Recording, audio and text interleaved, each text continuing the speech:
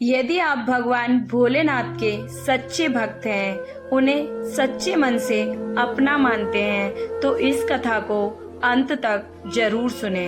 भगवान गोपेश्वर महादेव आपकी सभी मनोकामना पूर्ण करेंगे। श्री गोपेश्वर महादेव मंदिर वृंदावन भगवान शिव से बड़ा कोई भी श्री विष्णु का भक्त नहीं है और भगवान विष्णु से बड़ा कोई भी शिव का भक्त नहीं है। इसलिए भगवान शिव सबसे बड़े वैष्णव और भगवान विष्णु सबसे बड़े शैव कहलाते हैं। 9 साल के छोटे बाल रूप में जब श्री कृष्ण ने वृंदावन में महारास का उद्घोष किया तो इस पूरे ब्रह्मांड के तपस्वी प्राणियों में भयंकर हलचल मच गई थी कि आकाश में हमें भी इस महारास में शामिल होने का मौका मिल जाए। दूर दूर से गोपियां जो भी पूर्व जन्म में एक से बढ़कर एक ऋषि मुनि तपस्वी योगी भक्त थी, महारास में शामिल होने के लिए आतुर होते हुए दौड़कर आ गई थी। महारास में शामिल होने वालों की योग्यता को परखने की जिम्मेदारी थी श्री ललिता सखी की, जो स्वयं ही श्री राधा जी की प्राण प्रिय सखी थी और उन्हीं की स्वरूपा भी थी।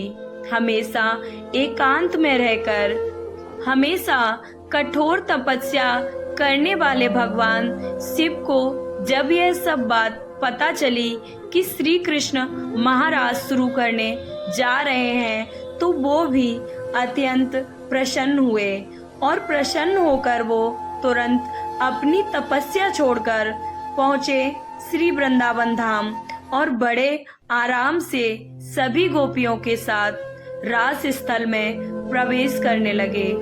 ये सब देखकर द्वार पर खड़ी सखी ललिता ने उन्हें रोक दिया।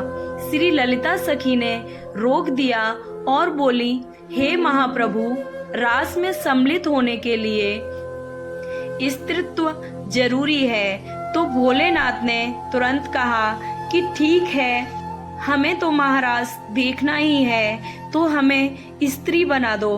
तब ललिता सखी ने भोलेनाथ का गोपी वेश में श्रृंगार किया और उनके कान में श्री राधा कृष्ण के युगल मंत्र की दीक्षा भी दी। चूंकि भोलेनाथ के सिर की जटाएं और दाढ़ी मूछ बड़ी बड़ी थी, इसलिए ललिता सखी ने उनके सिर पर बड़ा सा एक घूंघट डाल दिया, जिससे किसी को भी उनकी दाढ़ी मूछ दिखाई न दे। महादेव के अति बलिष्ठ और बेहद लंबे चौड़े शरीर की वजह से वो सब गोपियों से एकदम अलग और विचित्र लग रहे थे।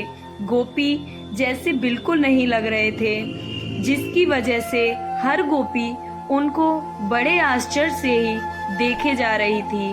महादेव को लगा कि कहीं श्री कृष्ण उन्हें पहचान न ले, इसलिए वो सारी गोपियों की भीड़ में जाकर सबसे पीछे की तरफ खड़े हो गए। अब श्री कृष्ण भी ठहरे मजाकिया स्वभाव के और उन्हें पता चला आदिदेव महादेव भोले भंडारी यहाँ पधार चुके हैं। तब उन्होंने विनोद लेने के लिए कहा कि महाराज सबसे पीछे से ही शुरू की जाएगी।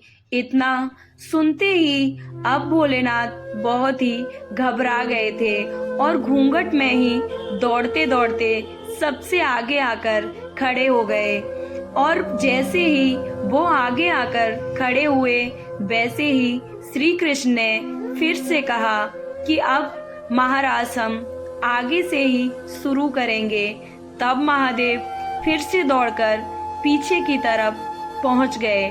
तो श्री कृष्ण ने एक बार फिर से कहा कि हम आज फिर महाराज पीछे से ही शुरू करेंगे।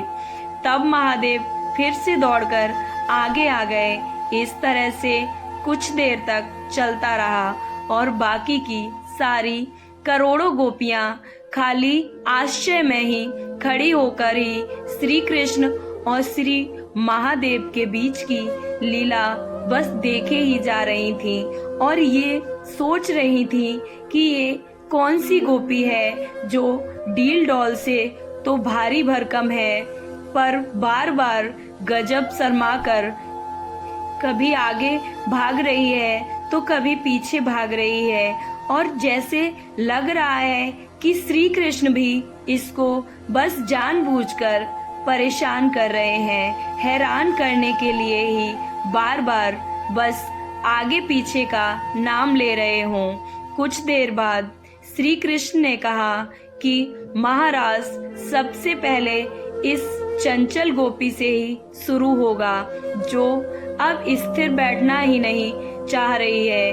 और यह कहकर श्री कृष्ण ने भोलेनाथ का घूंघट हटा दिया और आनंद से उद्घोष किया, आओ गोपेश्वर महादेव, आपका महास्वागत है इस महारास में। और उसके बाद जो महा उत्सव हुआ कि ऋषि महर्षि भी हाथ जोड़कर कहते हैं नेति नेति, अर्थात इस महाराज के महासुख को शब्दों में बयां नहीं किया जा सकता है। तब से भगवान शिव गोपेश्वर के रूप में ही साक्षात निवास करते हैं। वृंदावन के ये गोपेश्वर महादेव मंदिर में जाकर उनका रोज शाम को गोपी रूप में श्रृंगार किया जाता है। नृत्य रास के लिए जब भी वृंदावन जाइए तो श्री गोपेश्वर महादेव का दर्शन अवश्य करने जाइए, और श्री गोपेश्वर महादेव का दर्शन और उनकी इस कथा का चिंतन करने से श्री गोपेश्वर महादेव और श्री कृष्ण की भक्ति में प्रगाढ़ता आती है। और इस कलयुग में भक्ति ही वो सबसे आसान तरीका है जो इस लोक के साथ परलोक में भी समस्त प्राणी जगत को सुख प्रदान करती है। ये कथा गोपेश्वर महादेव वृंदावन की आपको कैसी लगी, और अगर अच्छी लगी तो कमेंट बॉक्स में हर हर महादेव, हर हर शिव शंभू और जय श्री कृष्णा जरूर लिखें। ओम नमः शिवाय। जय श्री कृष्णा।